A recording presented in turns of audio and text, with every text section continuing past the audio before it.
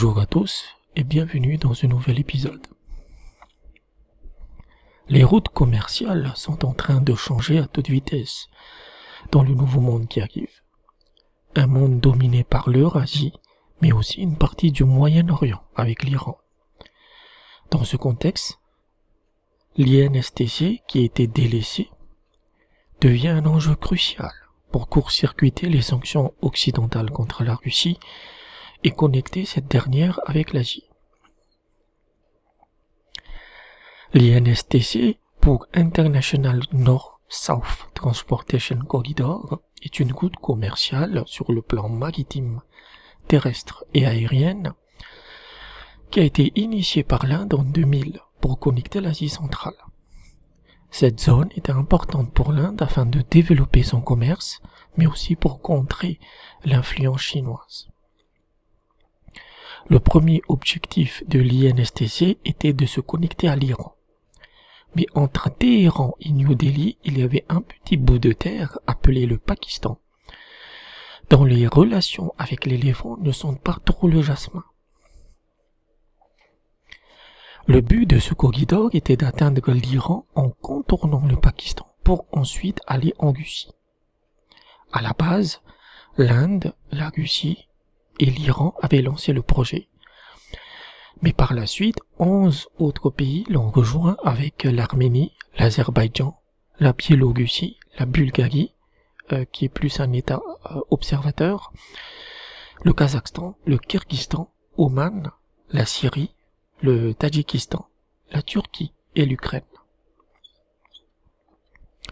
Mais en 2022, les objectifs de cette route ont radicalement changé. Car plutôt que de permettre à l'Inde de s'étendre en Asie centrale, c'est devenu un moyen de connecter l'Asie avec l'Europe, puisqu'auparavant, les biens asiatiques passaient par la Russie et la Biélorussie avant d'atteindre l'Europe.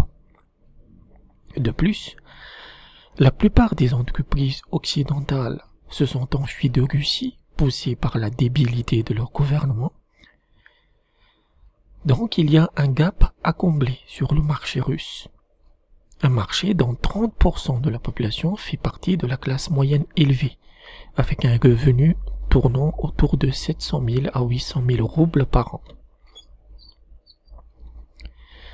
Et vu le nationalisme des consommateurs russes, il est quasi impossible pour ces entreprises occidentales de revenir sur le marché. Quand la guerre sera terminée en tout cas, car on risque de les accueillir avec des pierres plutôt qu'avec des roubles. La Chine, l'Iran et l'Inde se précipitent pour combler ce manque. Les marques de mode iraniennes ont lancé une offensive sur ce marché. Et l'Inde espère atteindre un volume commercial de 2 milliards de dollars par an avec Moscou. Donc, cette route commerciale de l'INSTC revêt une importance cruciale à la fois pour le déferlement de ses biens vers la Russie et la Biélorussie, mais aussi pour connecter les marchés européens via la Géorgie et la Turquie. Bien sûr, aujourd'hui, ces biens asiatiques peuvent passer par le canal de Suez, mais c'est plus cher et plus lent.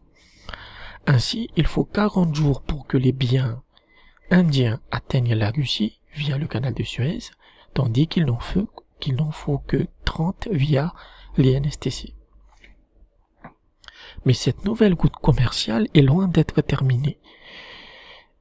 Et comme il passe par plusieurs pays, chacun d'eux a ses propres problématiques internes. Et l'Iran est un sacré morceau dans cette équation. Quand on regarde le tracé de l'INSTC, l'Iran est au cœur de ce nouveau monde.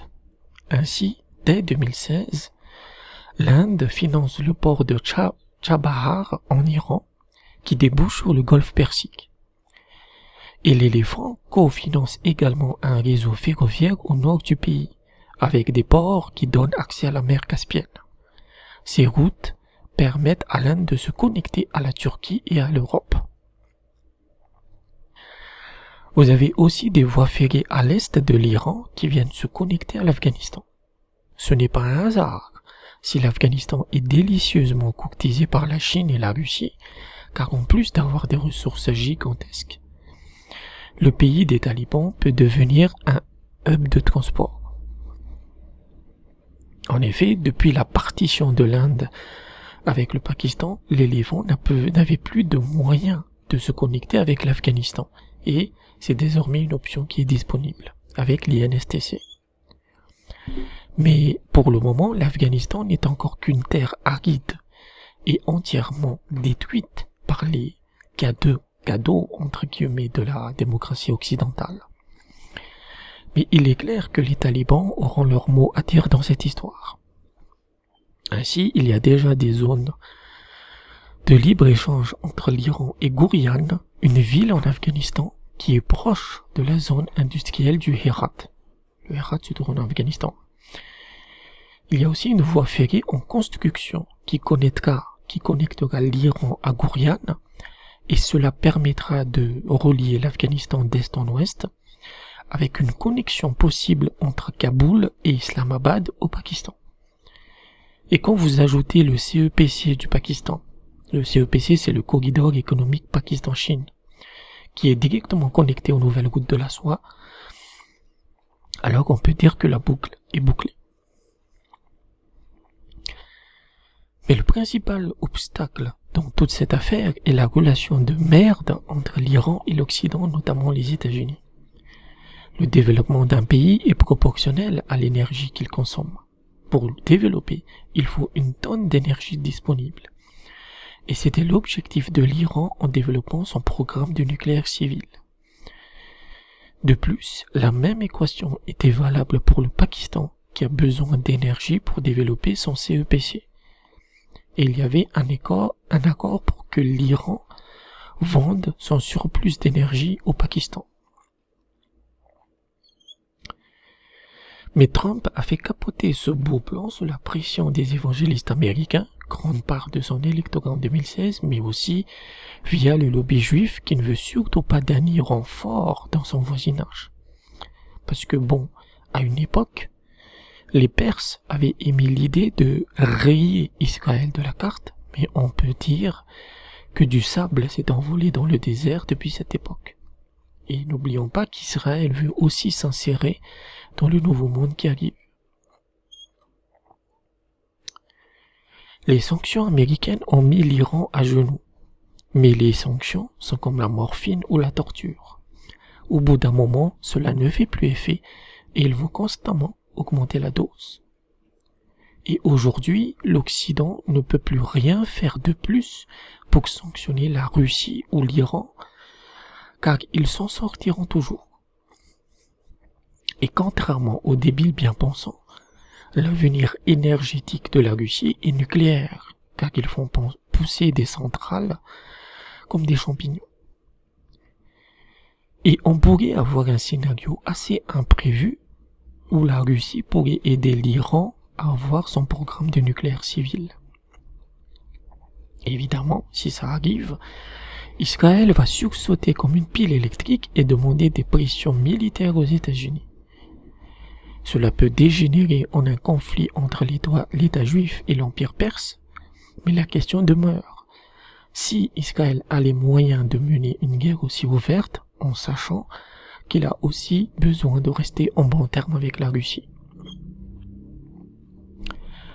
L'Europe, ou l'Union européenne, comme à son habitude, par son manque de vision et le manque de neurones en géopolitique, se retrouve en sandwich dans cette histoire. L'Europe voudrait bien faire du business avec l'Iran, mais Washington ne l'acceptera jamais. Si on considère le pire des scénarios, c'est-à-dire que l'INSTC soit totalement neutralisé par les Occidentaux, alors l'Europe n'aurait plus que le canal de Suez pour avoir ses biens de l'Asie. Et n'oublions pas que sans l'Asie, l'Europe s'effondre en quelques semaines. Mais dans une guerre ouverte, le canal de Suez n'est pas une route aussi sûre que ça, car la Chine et la Russie possèdent des bases navales qui le menacent. La base chinoise à Djibouti et la base russe au Soudan. Actuellement, Ces bases navales protègent les navires commerciaux contre les pirates somaliens. Cependant, dans une guerre ouverte sans frontières, on peut utiliser ces bases pour bloquer le canal. Et si cela arrivait, alors les Américains éclateraient de rire, car leur victoire serait totale. En effet, le cœur de l'affaire, l'objectif principal des Américains, est de couper l'Europe de l'Asie, car cela permettrait aux entreprises américaines d'avoir le monopole du marché européen. Pour le moment, l'INSTC est dans un statu quo. Les Américains laissent faire, mais pour eux comme pour Israël, l'INSTC permettra à l'Iran de devenir une puissance d'équilibre dans la région, et c'est inacceptable pour eux.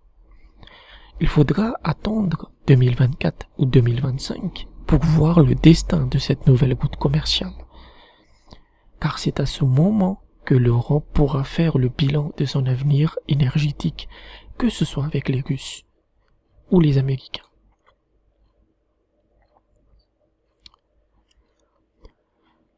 Ce nouveau monde est effervescent, et on ne se lamente pas sur des visions idéologiques obscurantistes qui sont l'apanage des Occidentaux depuis la fin de la Seconde Guerre mondiale.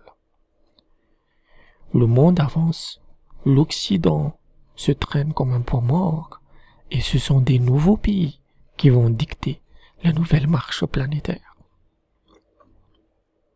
Merci d'avoir écouté cet épisode, et à bientôt.